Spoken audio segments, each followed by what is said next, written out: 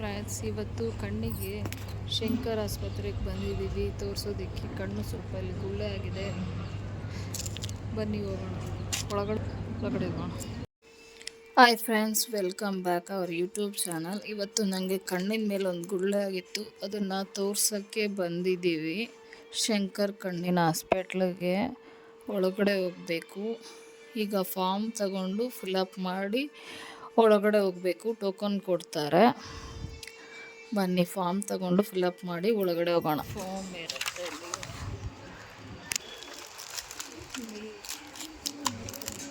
18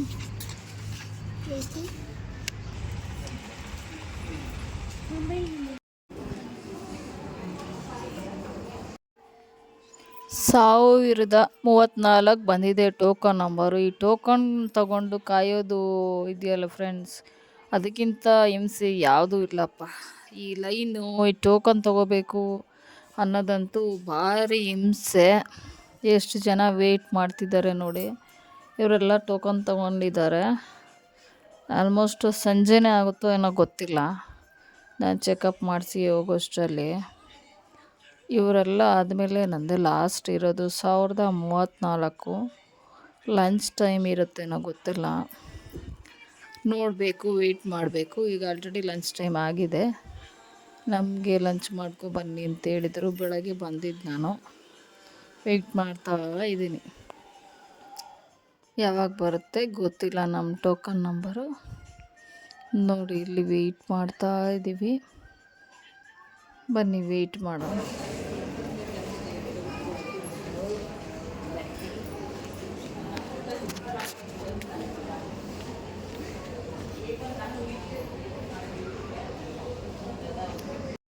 ಇದು hospital opening ಮಾಡಿರೋದು. ಪಾಯ ತಗ್ಸಿ ಪೂಜೆ ಮಾಡಿ ಹಾಸ್ಪಿಟ್ಲೆಲ್ಲ ಕಟ್ಟಿಸಾದ್ಮೇಲೆ ಅಲ್ಲಿವರೆಗೂ ಇದು ಫೋಟೋ ಇದೆ, ಒಂದೊಂದೇ ಫೋಟೋ. ಪಾಯಿಂದ ಪಾಯ ಪೂಜೆ ಮಾಡಿರೋದು ಹಾಸ್ಪಿಟ್ಲದು ಎಲ್ಲ ಫೋಟೋನೂ ಇಲ್ಲಿ ಹಾಕಿದ್ದಾರೆ. ನಾನೇ ಹತ್ರ ಹೋಗಿ ನೋಡಲಿಲ್ಲ, ದೂರದಿಂದನೇ ನೋಡಿದೆ. ನೀವು ನೋಡಿ.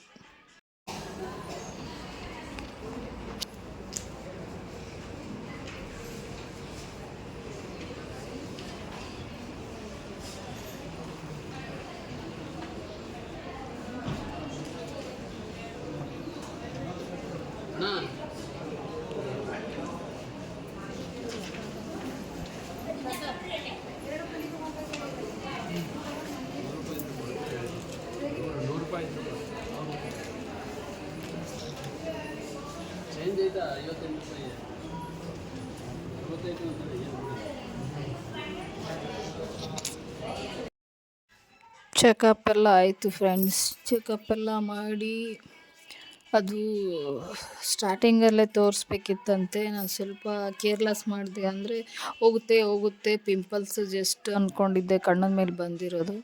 ಅದಕ್ಕೆ ಬೇರೆ ಎಲ್ಲ ಯಾರ್ಯಾರು ಏನೇನು ಹೇಳಿದ್ರು ಅದೆಲ್ಲ ಮಾಡಿದ್ದೆ, ಹೋಗಿಲ್ಲ. ಆದರೆ ಈಗ ಜಾಸ್ತಿ ಆಗಿಬಿಟ್ಟಿದೆ ಅದು ಇವಾಗ 5 ದಿನಕ್ಕೆ ಟ್ಯಾಬ್ಲೆಟ್ ಕೊಟ್ಟಿದ್ದಾರೆ. ಟ್ಯಾಬ್ಲೆಟು ಮತ್ತು ಅದು ಇಲ್ಲ ಔಷಧಿ ಕೊಟ್ಟಿದ್ದಾರೆ. ಅದರಲ್ಲಿ ಹೋಗಿಲ್ಲ ಅಂದರೆ 5 ದಿವಸ ಆದಮೇಲೆ ಮತ್ತೆ ಬರಬೇಕಂತೆ, ಆಪ್ರೇಷನ್ ಮಾಡ್ತಾರಂತೆ. ಡ್ರಾಪ್ಸು ಟ್ಯಾಬ್ಲೆಟು ಎಲ್ಲ ಬರ್ಕೊಟ್ಟಿದ್ದಾರೆ. ಈ ಒಂದಾಗಿತ್ತು ಫಸ್ಟು ಸಣ್ಣಗುಳ್ಳೆ, ಮತ್ತು ದೊಡ್ಡದಾಗೋದು, ಮತ್ತು ಇನ್ನೊಂದು ದೊಡ್ಡದಾಗೋಯ್ತು. ಅದಕ್ಕೆ ಇವಾಗ 5 ದಿನ ಟೈಮ್ ಇದೆ. ಅಂದರೆ ನಾನು ಜಸ್ಟ್ ಪಿಂಪಲ್ಸ್ ಅಲ್ವಾ ಅಂತ ಸ್ವಲ್ಪ ಕೇರ್ಲೆಸ್ ಮಾಡಿದೆ. ಈ ಥರ ಎಲ್ಲ ದೊಡ್ಡದಾಗುತ್ತೆ ಅಂತ ಗೊತ್ತಿರಲಿಲ್ಲ. ಅದಕ್ಕೇ ಇದು ಯಾಕೆ ವೀಡಿಯೋ ಮಾಡ್ತಾಯಿದ್ದೀನಿ ಅಂದರೆ, ನೀವು ಯಾವುದೇ ಬಂದ್ರೂ ಫಸ್ಟ್ ಆಫ್ ಆಲು ಹಾಸ್ಪಿಟ್ಲಿಗೆ ಹೋಗಿ ಕೇರ್ಲೆಸ್ ಯಾವ್ದು ಮಾಡ್ತೀವೋ ಅದೇ ಸ್ವಲ್ಪ ತುಂಬ ದೊಡ್ಡದಾಗಿರುತ್ತೆ. ಅದಕ್ಕೇ ನಾನು ವೀಡಿಯೋ ಮಾಡಿ ಹೇಳ್ತಾ ಇದ್ದೀನಿ. ಇವಾಗ ಕಣ್ಣು ತುಂಬ ನೋವ್ತಾ ಇದೆ ನನಗೆ. ಅದು ಪಿಂಪಲ್ಸ್ ನೋಡಿ, ಕೇರ್ಲೆಸ್ ಮಾಡಿದ್ದಕ್ಕೆ ಈಗ ಆಪ್ರೇಷನ್ವರೆಗೂ ಹೊರ್ಟೋಯ್ತು. ಇದು 5 ದಿನದಲ್ಲಿ ಏನು ಮೆಡಿಷನ್ ಕೊಟ್ಟಿದ್ದಾರೆ, ಏನದು ಬರ್ಕೊಟ್ಟಿದ್ದಾರೆ ಆಯಿಂಟ್ಮೆಂಟು ಎಲ್ಲ, ಅದರಲ್ಲಿ ಹೋಗಿಲ್ಲ ಅಂದರೆ ಮತ್ತು 5 ದಿನ ಆದಮೇಲೆ ಹೋದಾಗ ಆಪ್ರೇಷನ್ ಮಾಡ್ತಾರೆ. ಅದು ಗುಳ್ಳೆ ಗಟ್ಟಿ ಆಗಿಬಿಟ್ಟಿದೆ. ತುಂಬ ದಿನ 6-7 ತಿಂಗಳಾಗ್ಬಿಟ್ಟಿದೆ. ಇನ್ನೂ ಜಾಸ್ತಿನೇ ಆಗಿದೆ ಅಂತ ಹೇಳ್ತಿದ್ದಾರೆ ಡಾಕ್ಟ್ರು. ಇಲ್ಲ, ಈಗ ಮತ್ತೆ ಮೆಡಿಷನ್ಗೆ 1 ಗಂಟೆ ನಿಂತ್ಕೊಂಡಿದ್ದಾಯಿತು. ಮೆಡಿಷನ್ ತಗೊಂಡು ಮತ್ತಿವಾಗ ಹೋಗಬೇಕು.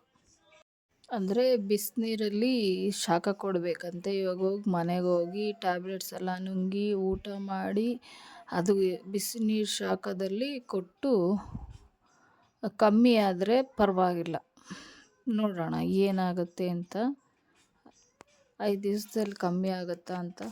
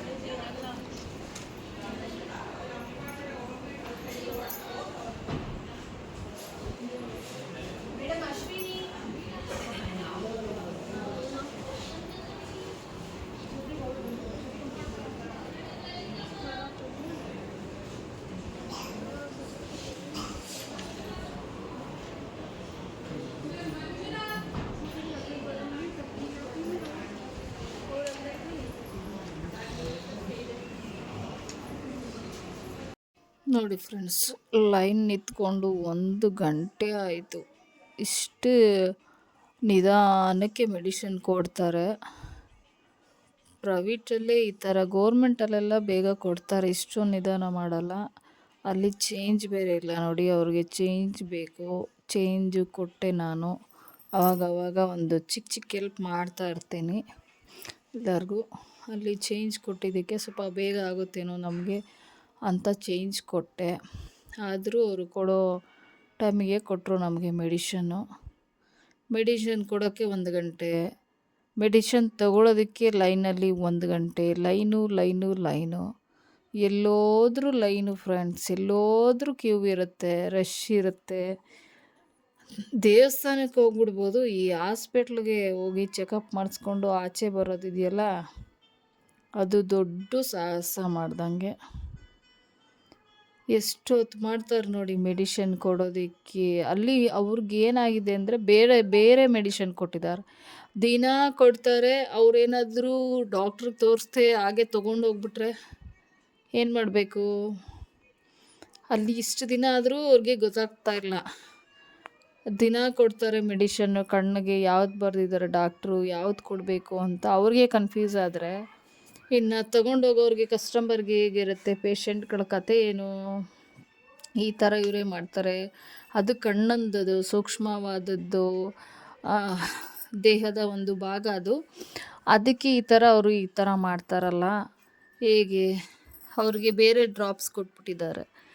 ಅವ್ರಿಗೆ ಬರೆದಿರೋದೇ ಒಂದು, ಕೊಟ್ಟಿರೋದೇ ಒಂದು ಡ್ರಾಪ್ಸು. ಅವರು ಎಕ್ಸ್ಚೇಂಜ್ ಮಾಡಿಕೊಂಡು ಮತ್ತು ಅದಕ್ಕೊಂದು 20 ರೂಪಾಯಿ ಜಾಸ್ತಿ ಆಯಿತು. 20 ರೂಪಾಯಿಗೆ ಚೇಂಜ್ ಇಲ್ಲ ಅವ್ರಿಗೆ, ಅದಕ್ಕೆ ನಾನು ಚೇಂಜ್ ಕೊಟ್ಟೆ. ಆದರೂ ನಂದು ಲೇಟ್ ಆಗ್ತಾನೇ ಇದೆ ನೋಡಿ. ಒಂದು ಇದನ್ನು ಡ್ರಾಪ್ಸ್ ಹುಡ್ಕೋದಕ್ಕೆ, ಒಂದು ಆಯಿಲ್ಮೆಂಟ್ ಹುಡ್ಕೋದಕ್ಕೆ ಎಷ್ಟೊತ್ತು ಮಾಡ್ತಾರೆ ನೋಡಿ ಅವರು.